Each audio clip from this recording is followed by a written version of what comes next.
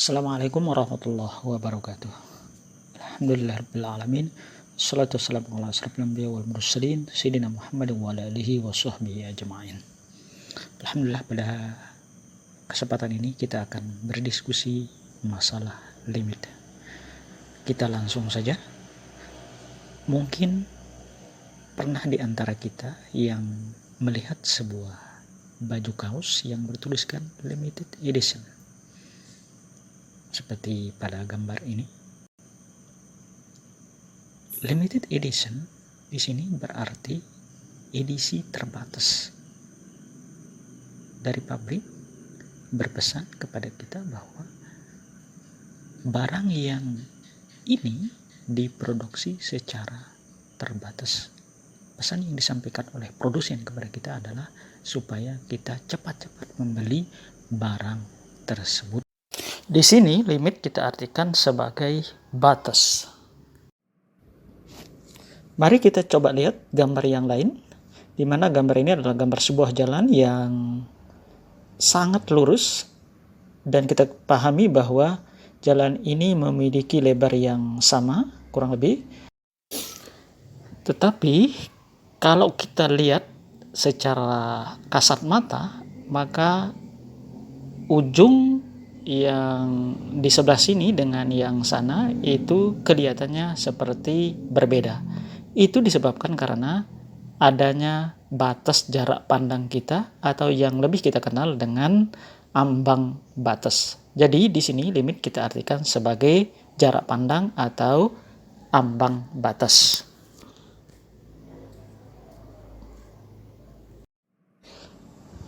Mari kita lihat gambar selanjutnya, di mana pada gambar ini ada seseorang yang berdiri dekat tembok yang berjarak kurang lebih 30 cm.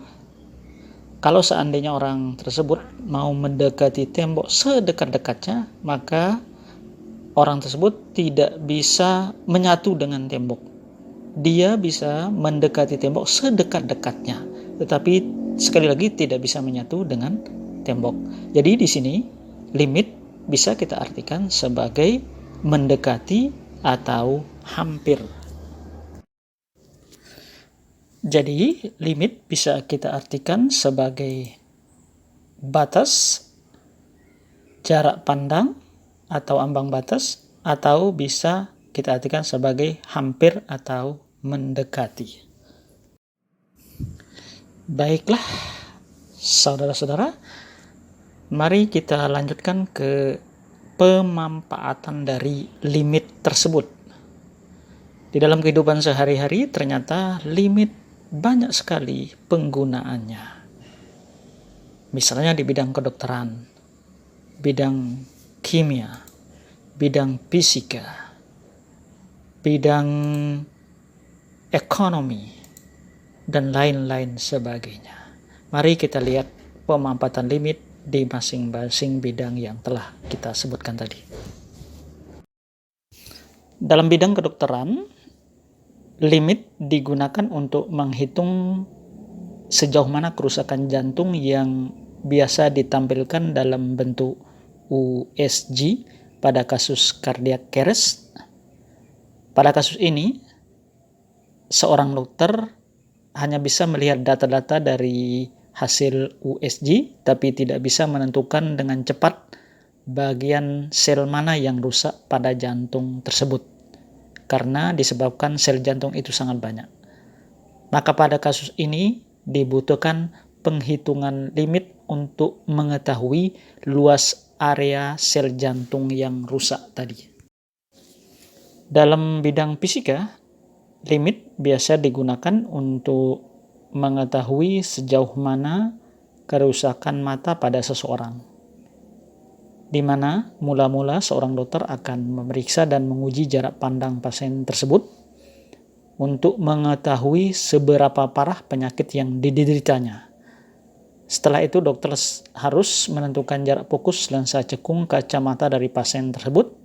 Selanjutnya barulah dibuatkan kacamata yang cocok untuk kebutuhan si pasien.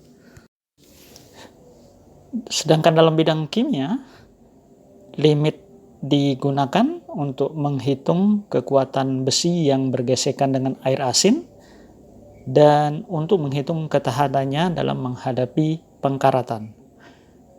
Contoh lainnya dalam bidang kimia adalah pembuatan tanggal kadaluarsa pada makanan, di mana itu merupakan perkiraan bahwa makanan akan rusak atau tidak baik dikonsumsi setelah waktu tertentu.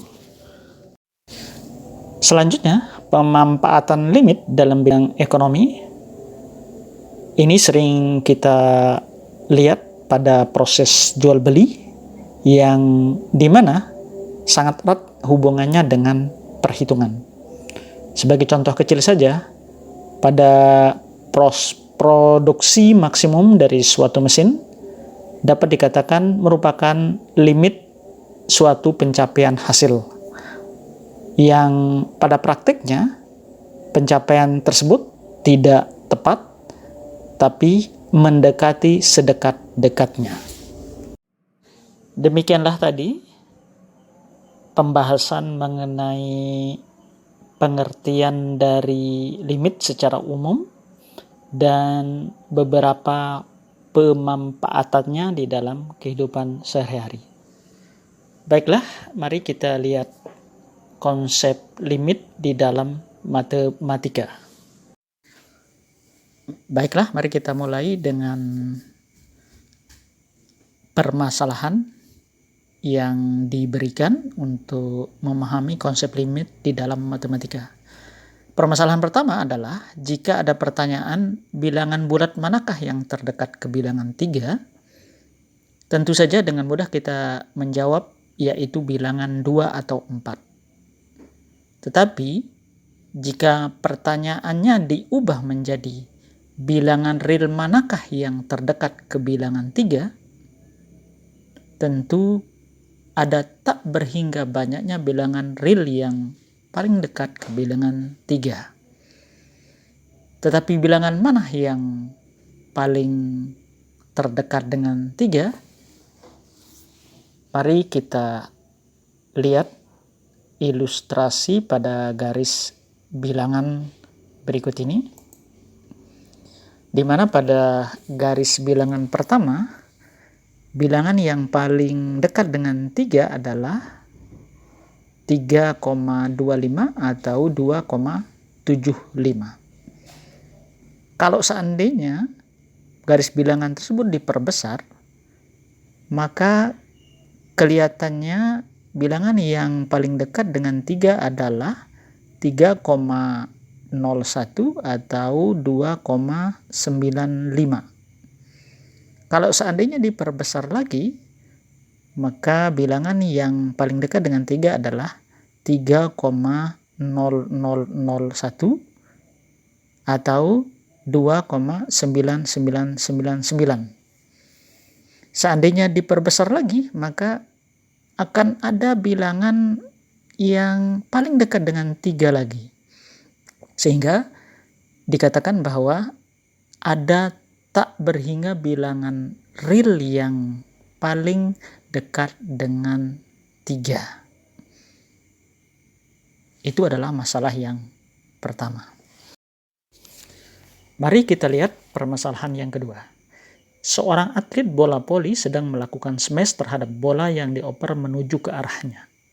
Atlet tersebut melompat dan bergerak menuju bola, sehingga pada saat tertentu dia akan menyentuh bola pada ketinggian tertentu pula.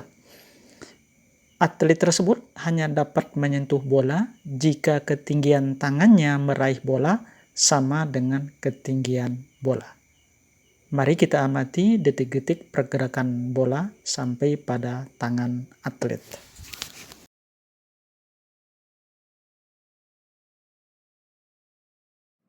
Selanjutnya, mari kita coba lihat limit fungsi secara intuitif. Baik, kita mulai dengan mengamati fungsi fx sama dengan x plus 1 untuk elemen bilangan real. Kita tentukan nilai fungsinya pada saat x mendekati 2 dengan memisahkan fx sama dengan y. tabel nilainya sebagai berikut. Ya, pada sumbu X dari kiri 1, 1,5, 1,7 sampai seterusnya mendekati angka 2. Dari kanan atau dari atas, dari angka 3, 2,7, turun 2,5 dan seterusnya mendekati angka 2. Ternyata pada sumbu Y itu sebagai hasil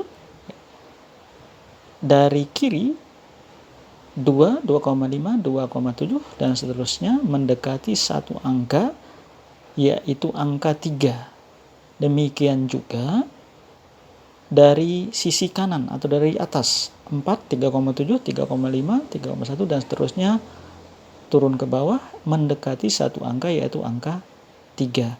Jadi hasil limit pada kasus ini dikatakan 3. Bisa diperjelas dengan tabel berikut ini. Pendekatan dari atas, pendekatan dari bawah, kemudian nilainya ditunjuk dengan panah merah, yaitu angka 3.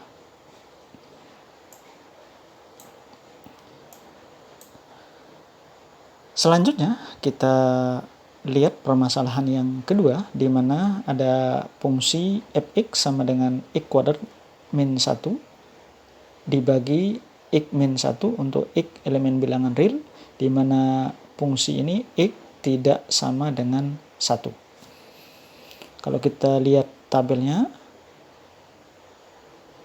pada sumbu x dari bawah 0, 0,5, 0,7 mendekati satu angka, yaitu angka 1. Demikian juga dari atas 2 turun ke bawah mendekati angka 1. Ternyata pada hasilnya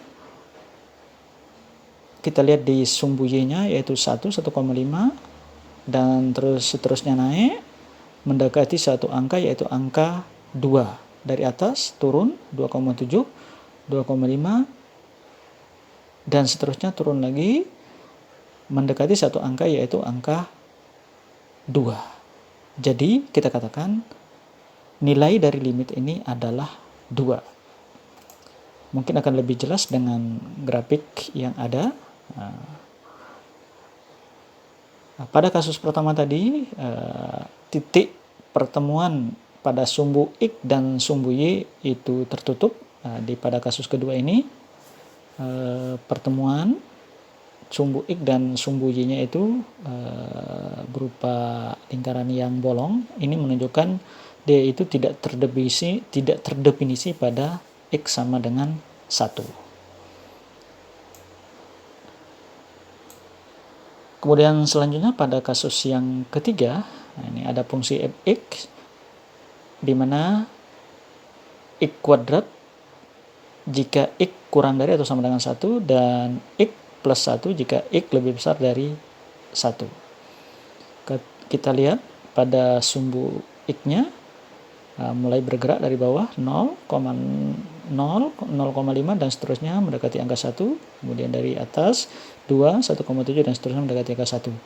Tapi ternyata pada sumbu Y-nya kalau dari bawah mulai dari 0, 0,25 dan seterusnya mendekati angka 1. Tetapi kalau dari atas 3, 2,7 dan seterusnya turun mendekati angka 2. Jadi dari bawah mendekati angka 1, dari atas mendekati angka 2. Jadi dalam kasus ini kita katakan nilai limitnya tidak ada.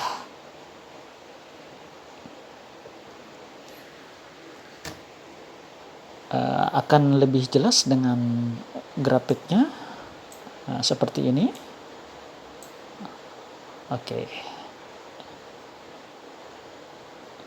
Baik, untuk lebih memperdalam atau lebih memahamkan kita tentang limit, mari kita coba lihat gambar-gambar mana yang limit yang punya nilai dan mana yang tidak punya nilai pada saat X mendekati suatu angka tertentu. Pada gambar A ini ketika X mendekati C, ternyata ada satu angka sebagai hasil, baik didekati dari kiri maupun dari kanan, yaitu ada satu angka yang sebagai hasil, yaitu terletak pada sumbu Y.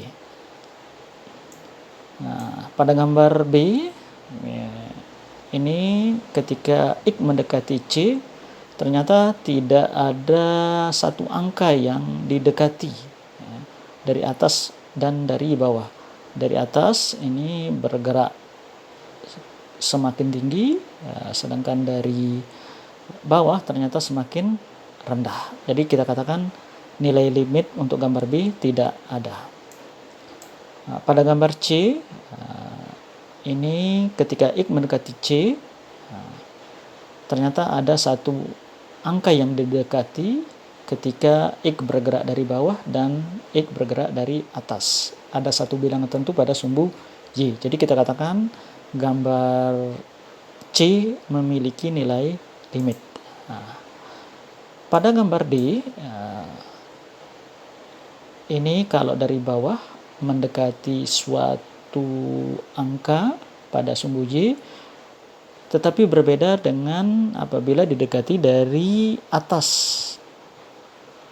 Berbeda angkanya pada sumbu Y. Sehingga kita katakan bahwa gambar D tidak memiliki hasil limit. Demikianlah diskusi kita saat ini mengenai limit, di mana kita sudah diskusi panjang lebar. Mudah-mudahan ada manfaatnya bagi kita semua. Mohon maaf apabila ada hal yang kurang berkenan. Assalamualaikum warahmatullahi wabarakatuh.